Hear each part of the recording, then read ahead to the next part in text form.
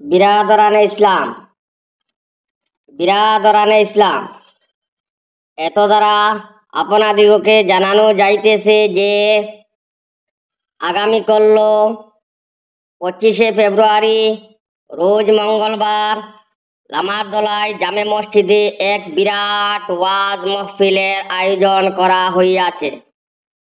উক্ত মহফিলে প্রধান অতিথি হিসাবে উপস্থিত থাকিবেন হজরত মৌলানা এনামুল হক সাহেব, করিমগঞ্জ রাতাবাড়ি। মুখ্য অতিথি হিসাবে উপস্থিত থাকিবেন হজরত মৌলানা শেখ ফরিদউদ্দিন সাহেব, দারুল উলুম শাহবাদ মাদ্রাসা।